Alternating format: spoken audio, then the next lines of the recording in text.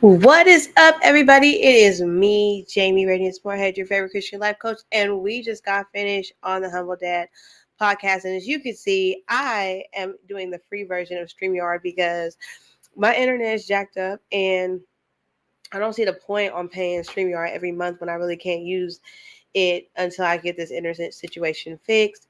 So you see the powered by StreamYard off in the right hand corner, and it wouldn't let me record because like I have a bunch of recordings saved, and therefore I'm having to do this now instead of waiting, till in the morning, because in the morning I've got plans. So we just got off of Humble Dad's podcast, which was really good, and we talked about different types of infidelity, and um we looked up definitions. Well, I looked up definitions, and I found out some things about infidelity that I didn't really realize that that's what that meant. But towards the end, we started talking about being a safe place, or safe space for people.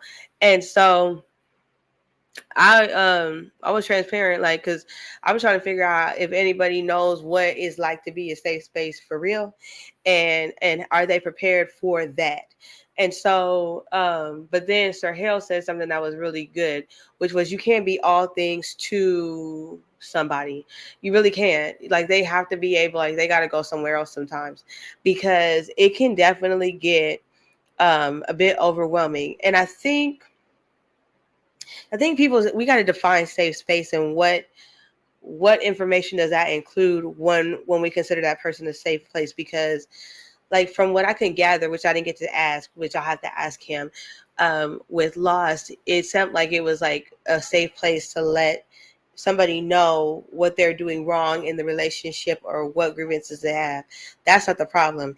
The problem to me is when the person, like, emotionally dumps on you, or like, yeah, emotionally dumps on you, but doesn't plan on changing. Does that make sense? So, like, if you're coming to me and saying, hey, this gets on my nerves about you, that's not the problem. That's safe right there. Okay, fine, we can fix that. But what the problem is when you have some issues, we're talking about your issues, you're identifying them issues, you're like tracing them back to where they are. Now, how are we going to change those issues, right? Like, how are we going to move forward so I can hold you accountable to the changes that you said you want for your life? What becomes frustrating is when, like, the person just don't want to change. They want to emotionally dump on you, but they want you to take all of that. You know what I'm saying? But they want to remain the same. And again, it's not our job to change somebody, but it is our job to identify when somebody just doesn't want to change. Like, they don't want to. And that's fine. Like, that's their right to. And that's when you have to stop being the emotional dumping ground for them.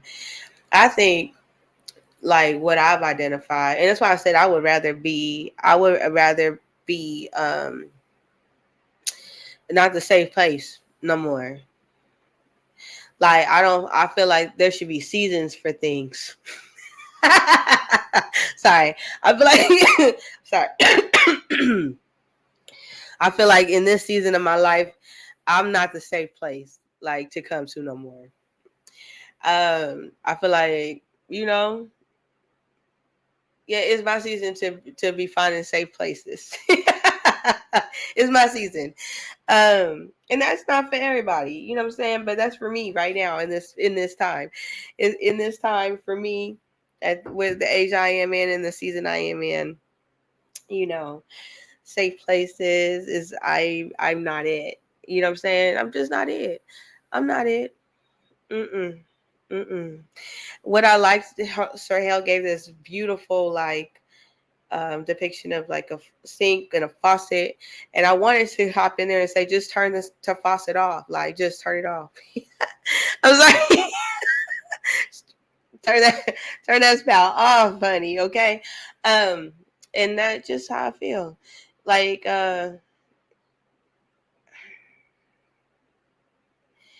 sometimes you gotta really take in, like, on a more serious note, so I don't stop laughing, and so I could be real serious with y'all. You got to start taking inventory of the type of relationships you have around you. What has happened to me personally, this is just to me, and this is what I've seen, is people see me and then they see benefits to me and they latch on to me for the benefits, but never to really, it's kind of weird. So what I've decided, sorry, the bangs is starting to get in my eyes. I don't know how I'm gonna do this. I really want to push it back, but what I've decided in this season is I feel like there's like seeds that you have planted into people, planted into people, and that's good. And so now I kind of like want to see some fruits from these seeds, not from them personally coming back to me, but like I want to see, like I want to be able to be like, okay, well now I can relax a little bit and be safe somewhere. Do you get what I'm saying? Like I could be safe somewhere, and so that's it. I think that definitely there has to be boundaries. Prototype said something where when you become the safe space, you are in a position of power, and and I guess power because you have more capability than the others to handle what is being stated to you. Um, but there has to be a boundary, and there has to be a time where you say, okay, that's enough. Like again, what I've seen, and I was not even just with me, but like over history with just watching other people in their relationships, a woman can be a safe place for somebody and that person take advantage of them being able to speak to that individual and say things and be open as a license to be disrespectful. And because people don't know how to manage it having a safe place, like they don't know how to manage, like, okay, that's enough, like I've said enough to that person, like I probably don't need to say anymore. Does that make sense? Like I probably don't need to add any more fuel to the fire. I remember at one point, and I just watched this video. I watched the video because it popped up on my live, of my memories, like of a live that we did. And in the comments, it said, "You remember when you used to complain that he would never say anything, and now you feel like he's mean, and you've created a monster." And I did feel like I created a monster, because because some of the things I was like, okay, like that's enough. You know what I'm saying? Um, and so that's it. I think that's it. I think it was a really good show. Make sure you go and check it out. I'll put the link in the whatchamacallit whenever I do get a chance to fix this. But again, remember, I'm not paying for StreamYard, so you're gonna see a little duck off in the corner because I'm not doing it. This stuff be expensive. Y'all be thinking that this stuff is cheap. It's not. It's super expensive. And like I have a lesson that I want to teach y'all, and I have all these little things, but I can't upload anything because I ain't paid for my StreamYard, and I'm just not doing it. Like I'm just on this bit, like I'm not doing it. Mm-mm. But so I don't know how to figure out how to do it, how to teach this lesson because it is important without having to pay for this StreamYard. But I think that's it. So I think everybody had good things. Ash had good stuff to say. Everybody had good stuff to say. I think that you guys should check it out. But I'm gonna keep it real. Like you gotta know when to tell somebody, okay, that's enough. You gotta go get help. Like that's enough. You gotta go get help for real because you no. No, no more. And I was cleaning my house today, and it was just it's so peaceful over here. You know what I'm saying? And my house is so peaceful over here, so quiet, like so quiet. My mind quiet, everything's quiet, right? So like to forfeit the quiet for noise. You know what I'm saying? That doesn't plan on turning the volume down. Like that don't make sense to me. And I am going to protect the peace and the joy and the forgiveness and the grace and the love and all of that the Lord has given me. And I'm going to extend that to anybody that I've ever dealt with. anybody that I've ever dealt with, because somebody said, what does a cheater look like, and how do you identify a cheater? You can't. You really can't. You can't identify one.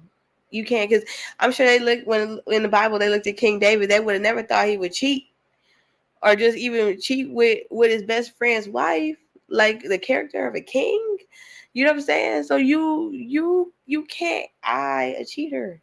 Somebody got to be put in a position, and then you got to judge. You see what they're going to do with that character. Do they fear God so much that they're not going to do it? Do they fear God so much they're not going to do it? I'll give you an example of like real characters.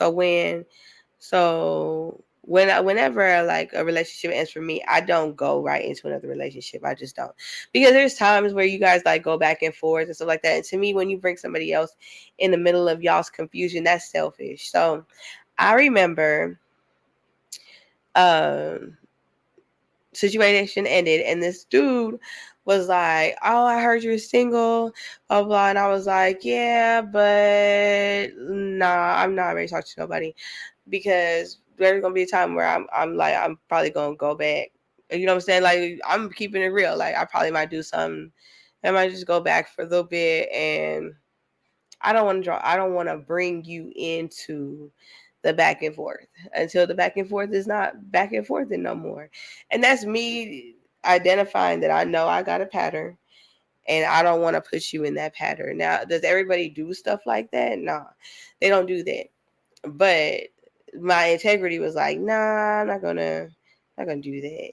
So it's does a person hold themselves accountable? And then, like, in instances, I'm not going into anything until and that's something until I heal from that situation, right? So, like, but that's what I said. So now I'm healed and I'm good. I don't get upset. I don't think that I could actually laugh at the situation. Be like, I'm at this point in my life where it happened the way it was supposed to happen. Like, it happened the way it's supposed to happen. Because when you trust God, you have to trust that even these things that don't make sense and it's not the way that you thought they were going to end or it's going to plan, you have to trust that it happened the way it's supposed to happen. You get what I'm saying? Because what I've learned is any time something has happened, it's always been like a stepping stone to something greater, right? But you have to have that type of faith in all areas of your life, which is something that I didn't have it. I had it in some areas, but I didn't have it at all. So that's a learning lesson too. But infidelity, like when I really looked at the root of it, it had to do with idolatry in a sense, and being unfaithful in your religion or not believing. That's big, because what it says is that cheating and infidelity root starts at the fact that you can't serve God solely. You don't know how to serve God only. So, like, it starts spiritually first. You are a cheater spiritually first before it actually manifests in the physical. That's the crazy part. Like, that is insane, because it's the truth when it says that everything is spiritual before it becomes manifest in the physical. That's why you have to be, it says that those that worship God worship in spirit and truth. That's in John 4. So if you are ready, in your heart, you are a cheater. In your heart, you are a cheater. In your heart, you're unfaithful to God. In your heart, you don't trust Jesus. In your heart, you are like, you're just like fake, right? And spiritually, you're those things. And then eventually it manifests in the physical. And you use the excuse that other people's like, God didn't answer my prayers, so I'm going to go over here and dabble in the occult. Or, my wife is not fulfilling my needs, so I'm going to go over here where it seems nicer and there's a quicker gratification. There's a quicker return on what I'm doing. Do you get what I'm saying? I'm going to go over there and get a little quickie and a little feel. But it starts in the spiritual. And that's the sad part. Another thing too, safe spaces in relationships that are not marriages are not a good idea. Don't do that. You need to be that man's wife to be his safe space. Because no, that is, I think Humble Dad put that in the chat. That's a wife duty. It's a wife duty. Like, that's a wife duty. You can be safe place space to a certain extent to your friend. You know what I'm saying? But nah, don't do that. Don't do that in no regular relationship. Where there's no commitment and stuff like that, is just too much. And you'll be taking on stuff that don't belong to you because he hasn't committed to you. She hasn't committed to you. There's no vow. And so, like, that's not your job. That's like that safe space when y'all are dating should be God. Like, you should have a safe space with the Lord. In the secret, you have a secret place with the Lord. Psalms 91. You should be dwelling in the secret place with the Lord during the dating phase. And that's that. And so, and then I'll say another thing, because the enemy will use the information during this safe space in your relationship, especially if you're fornicating and you are out of God's will. Y'all get tore up. You gonna get toe up to the flow up. You are going to get toe up to the flow up because the enemy is going to take that information. It's going to dwell in your brain. You already don't feel safe in the relationship because there is no real commitment there. That man could leave you at any time. That woman could leave you at any time. So you're not safe. You're already not safe, right? I'm having flashbacks, y'all. So what I'm telling you is that when you are dating, your safe space should be dwelling in a secret place of the Most High. Boom. Keep your legs closed so the enemy cannot ruin the foundation of your relationship. If you find out during the dating phase that person is not ideal to the mission and call that God has on your life, release them in Jesus' mighty name. Do you hear me? Let them go, because all you're doing is creating a tie and another demonic hole for Satan to control you through. That's what you're doing. When you become a wife, you should be already becoming a good bride to Jesus Christ. So when you actually step into wifehood, it should be easy for you to follow this man because you see that he's being led by the Holy Spirit. He's being led by Jesus, that he is accountable to honorable men around him that are going to hold him accountable to make sure that he does not fall to any type of temptations or traps that Satan sets for him. You also, as a woman, got to have a prayer life. I'm talking about a die-hard prayer life, especially if your husband got a call on his life that is in the public eye, because Satan is coming for his soul. Do you understand me? And so another problem we have is we don't know what courtship is. And so we should just be courting people that we see a potential future with, period. All this dating and relationships and talk ships and all of that stuff, wasting time, wasting absolute time. I just started preaching and I wasn't trying to. But what I'm saying is there are steps to this. The Bible gives clear steps. It gives clear rules. It tells you what not to do. And so, like when I said my thing where I snapped Junior at the end, because I was wide open to the enemy, I was able to be used. And when I say I snapped because I had it. I had it because I felt like I'd given so much grace. And I'm like, you just keep on playing in my face. Like, this don't make no logical sense when I am being understanding, but you keep playing with me. Right. And that's the same thing that even happened. And I could even talk about instances where it comes to like people will play in your face. People will play. It don't matter if it's a woman or if it's a man. Because I done had females play in my face. I done had somebody. Recently had a woman hold my hand, look me in the eye, and straight up lie. And they were supposed to be a believer. I'm talking about straight up lie and put my life in danger in real life. Do you hear what I'm saying? So like, and I knew. See, that's where your discernment comes in. I knew what was happening, but you kind of don't want it to be that, but it is that sometimes. Sometimes you gotta see, okay, people just be playing with God for real. And so, let's see. Just to kind of recap, maybe people should just be friends. And then when you're just looking at this friend and you're like, you know what, this person has the attributes and the things I need to fulfill the call that God has on my life. And their gifts that God has given them is what is going to get me to exactly where God intended me to. Then you move into courtship. Your closets should be cleaned before you get there. You get what I'm saying? You should not be cleaning no closets during even like during the friendship part. Get cutting people off, and really you should be disciplining yourself beforehand, disciplining amount of people you talk to, what the conversations look like, making boundaries so that nobody thinks that you're interested in them. Those are things that should be done before you move into courtship with somebody. Because the problem is people be trying to hang on to people, and you can't assess the situation properly when you here, over there, and everywhere. You get what I'm saying? You just can't.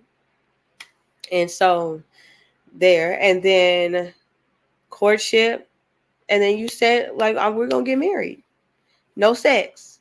No sex so your judgment don't get clouded. No sex so the enemy doesn't come in and start sowing discord. And again, being each other's safe space should not truly happen until a covenant is truly made. But in the meantime, you can watch that person and see if they're trustworthy. Are they trustworthy with the information that their family gives them? Are they trustworthy with little things that you tell them that are not even big things? Those are things you can see. Are they a good friend? Are they a good friend? You get what I'm saying? Everybody got a limit, though. I'm gonna say that everybody got a limit. And if you want to take it there and you want to push it there, you're gonna find out. You're gonna mess around and find out, and that's just what it is. You know, that's it. That's it. And then, because people, a lot of times, sometimes people like to push and push and push so they can have an excuse not to be with the person. Because in all reality, if it was the opposite way around and you did to them what they were doing to you, they wouldn't be able to handle it anyways. You see? So we live in a society where people like to play in people's faces. It don't matter if it's a man or a woman. We live in a society where people like to play in people's faces. And we just have to realize that, because I'm telling you, I had a woman do it to me, to the point where it was like where after it happened, I was like, I felt some type of way, because if you could lie, like what else do you be lying about, you know?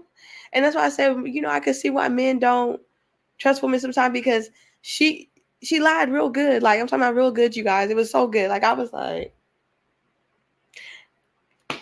if you don't have discernment, you're going to fall for it. It's just the truth. If you don't got discernment, you're going to fall for it. So, ooh, my nose is itching.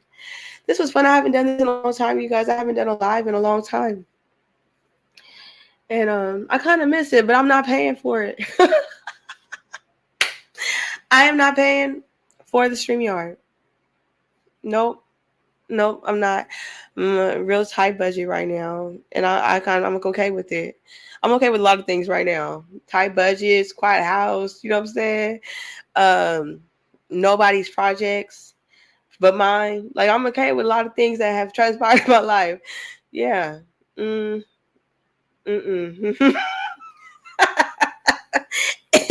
don't know if you can tell, but I was really happy because I'm just saying, sometimes you could just do so much for people all the time, and you just get like, okay, you want to act like that? That's fine. You want to do that too? That's fine. It's fine. You don't like that? Fine. You're upset? Fine. Okay. You want to act funny? That's good too. We could do that too. I just had a thing so I could put this bangs back. So let's see. I guess I could go. I can go. Let's do that. Cause they was kind of getting on my nerves. So, all right, check out Humble Dad's podcast. It was really good. It was really good. It's really good because it got me thinking. Cause I was like, I don't want to be nobody's safe space right now. Mm-mm. Mm-mm. I kind of even slow down on the coaching because mm-mm. Mm-mm. Mm-mm. I'm okay. I'm good. You know what I'm saying? I'm good. Mm-mm. Mm-mm. Yeah, it's just a lot. Like if I really just sat and thought, mm-mm, mm-mm. And it's an honor. You know, it's an honor for people to come to you and be able to talk to you and confide in you. It is. It is. But Sir Hale says something like, who does the safe space go to? Who? Who do they go to? God. God. Because a lot of times it's so much. It's just so much. It's so much. Yeah. Mm-mm. I just thought about that, like things like that. And then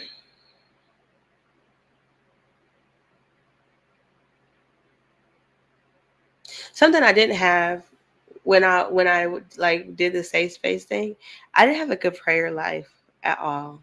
Like I didn't have one. Not really. Like not a legit one. I had a whenever everything got really bad, then I would pray. Right? Like then I would be like, okay, God, but I didn't have like a fire prayer life, right, at that time.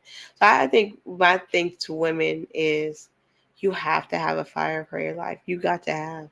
I'm talking about when I say fire, you have got to have some real intercessory prayer life. Because Satan hates marriages and he is going to come against anything that God puts together.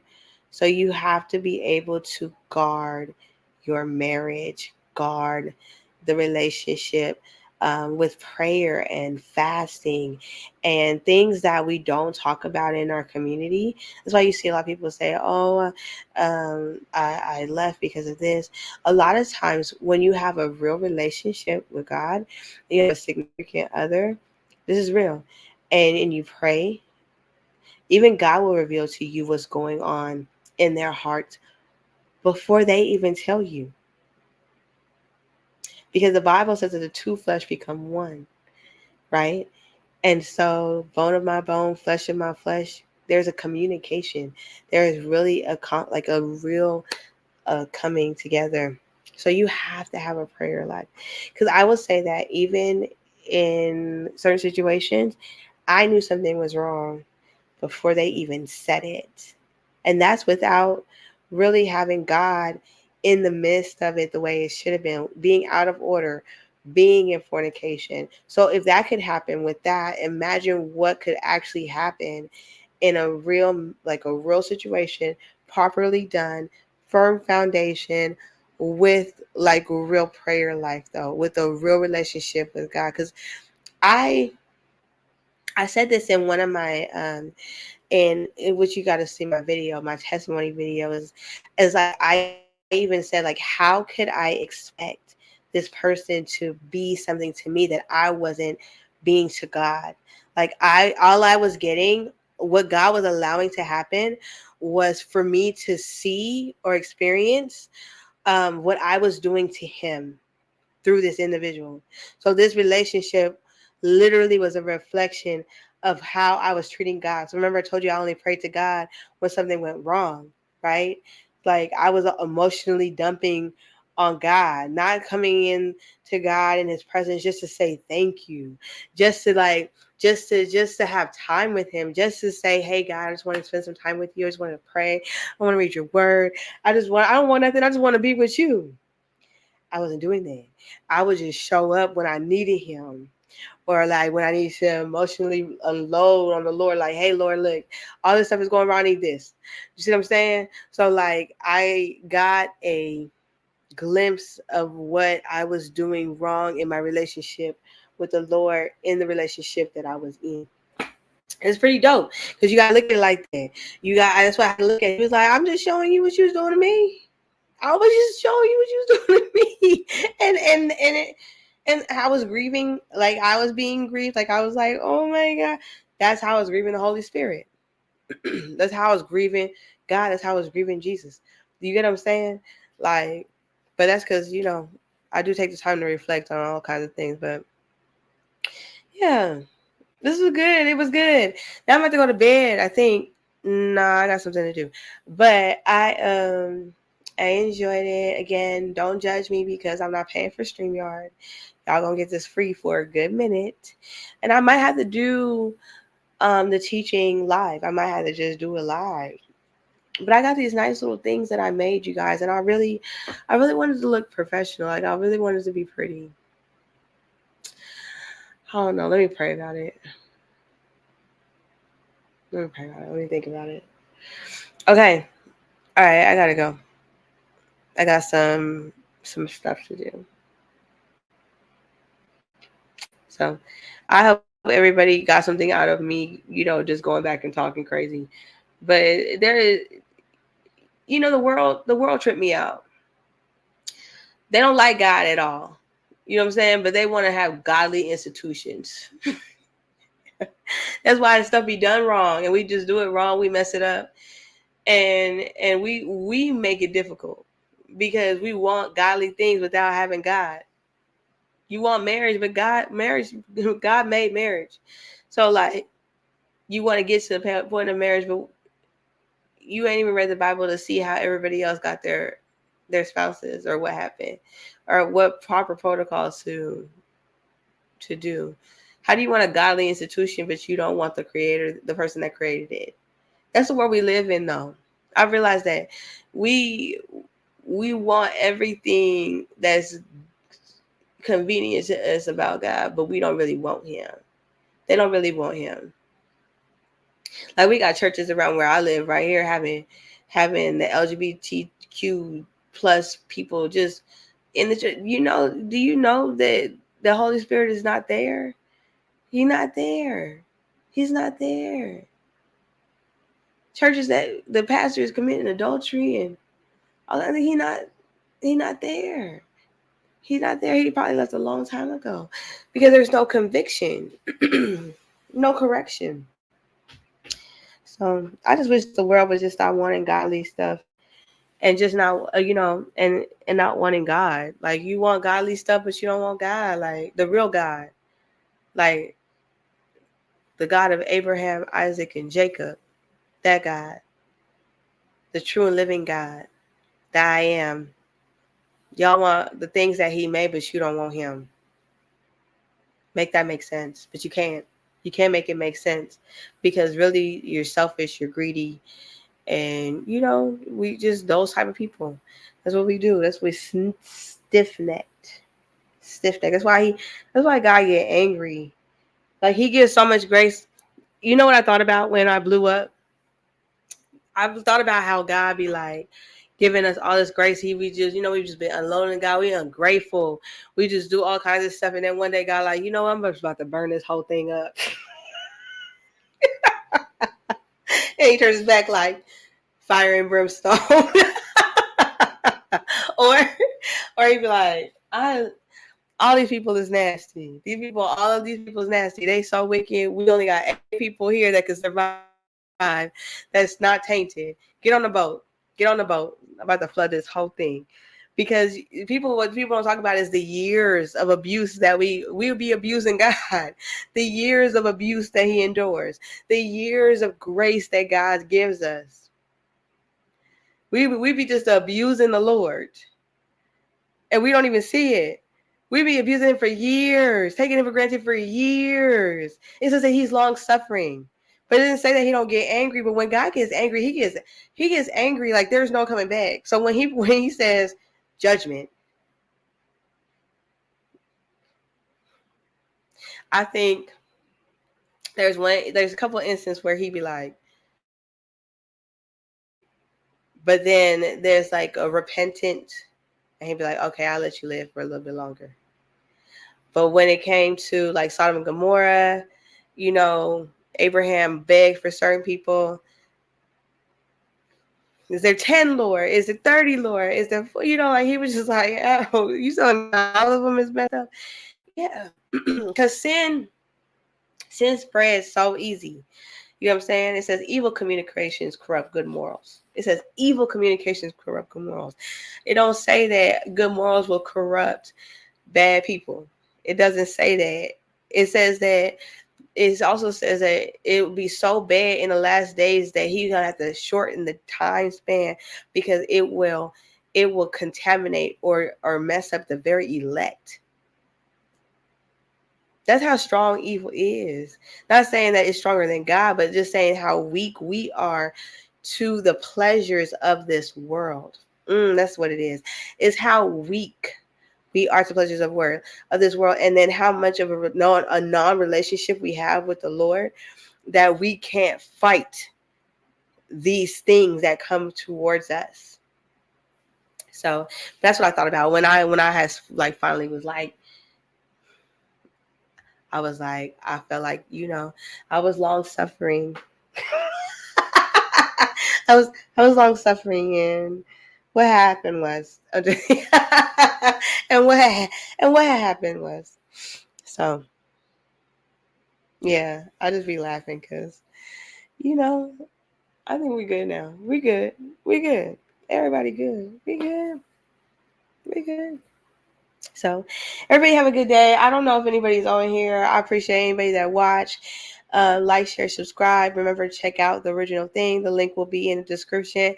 And y'all have a good night. Don't forget to pray. I'm not putting a night prayer out. So go scroll through whatever I already put out and find you a prayer, because there's a lot on there. Y'all got to start just utilizing what's already there. Got to y'all put out stuff every day, and there's like a bunch of stuff already there. And you know what I'm saying? Like, there's a bunch of content. A bunch. That's it. Bye, Diamond Tribe. I love y'all for real. Sorry.